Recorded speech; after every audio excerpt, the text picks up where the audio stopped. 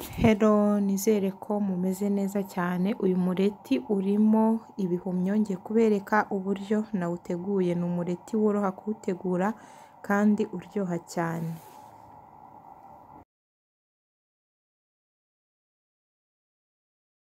Hano mpafite ibihumyo, namaze kubironga, namaze no kubikata. Murabona ukuntu nabikase, ni bya bihumyo by'umweru, ubikatamo nibuze inshuro enye kugira ngo bize kuba bitoya, ari bitoya.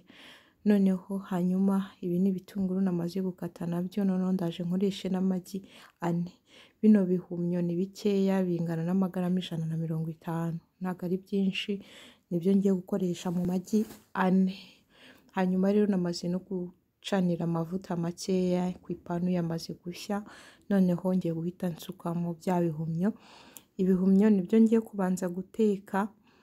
Ubiteka ku muriro mwinshi kugira ngo bize gukamukamo y'amazi aba ari mu bihumyo, ukajya ugenda ugaragura cyangwa se usimbiza kugeza igihe ibihumyo byawe biri buze guhira.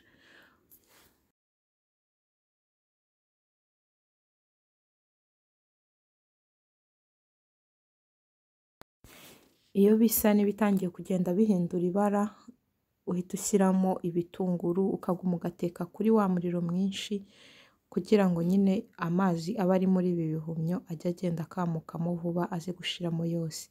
Ikindi ntabwo upfundikira iyo uri guteka ibihumyo gutya, uraguma ukavanga. Iyo upfundikiye amazi arareka ugasanga atinze gushiramo, uragumya ukavanga kandi ntupfundikire kugira ngo amazi aze gushiramo vuba. Hanyuma rero ibitunguru nabyo turabigaragura gutya kugeza igihe ibi bihumyo byacu biri buze kuza guhira. Iyo bihiye ubona ko biba byahinduye ibara, ntabwo biguma ngo bise umweru.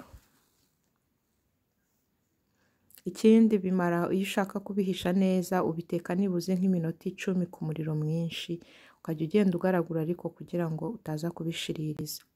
Murabona ukuntu ibihumyo byacu bisa, ibihumyo byacu birasa n'ibyahiye, n'ubundi ahangaha byahiye. Icyo tugiye gukora, tugiye kubyarura tubikure muri ino panu tubishyire ku isahani. Ariko ahangaha ntabwo naberetse ko nashyizemo umunyu.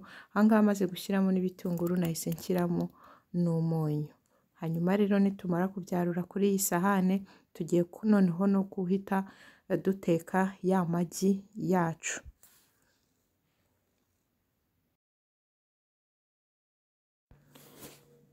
Hanyuma turashyiramo utuvuta dukeya ku ipanu n'ubundi. Noneho niturangiza duhite dushyiramo bya bihumyo duhite dushyiramo ya magi. Noneho dutangire duteke umureti wacu urimo ibihumyo.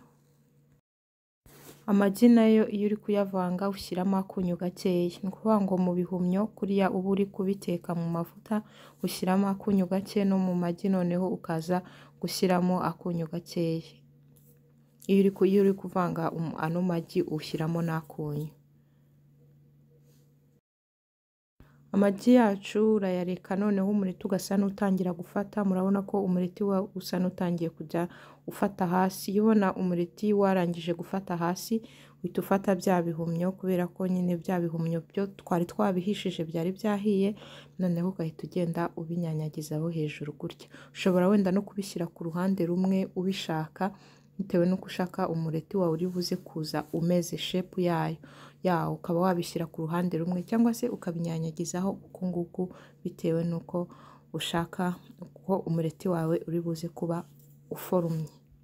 Ahangaha rero icyo dukora, turahita tubipfundikira. Ahangaha iyo ufite utundi turungo tw'amafu, ushobora kutunyanyagizaho hano hejuru, ugatekana n'utundi turungo tw'amafu ukunda gutekesha mu mafunguro asanzwe. Hano rero turahita dupfundikira ku kariro gakeya cyane, dupfundikire nk'iminota 6 kugira ngo aya magi nayo aze kuza kuba yahiye neza. Ubundi umureti wacu uraza kuba nawo wahiye, duhite tuwarura. Ntabwo ari ibintu bigoye, ni ibintu biba byihuse cyane, ntabwo ari ibintu bigoye.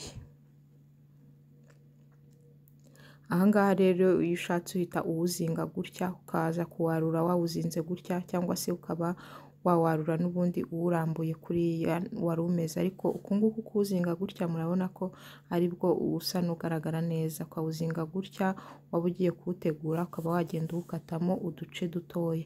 Uku nguku rero murabona ko umureti wacu wahiye. Ni ibintu byoroshye bitagoye bidatwara n'iminota myinshi, buri wese hano yategura uno mureti. Icya mbere ni uko ubanza guteka ibihumyo byawe ukamekinga shuwa ko ibihumyo byahiye, ukibuka kubitekana n'akunyu n'amagi nayo wajya kuyavanga ukibuka kuyavangana n'umunyu.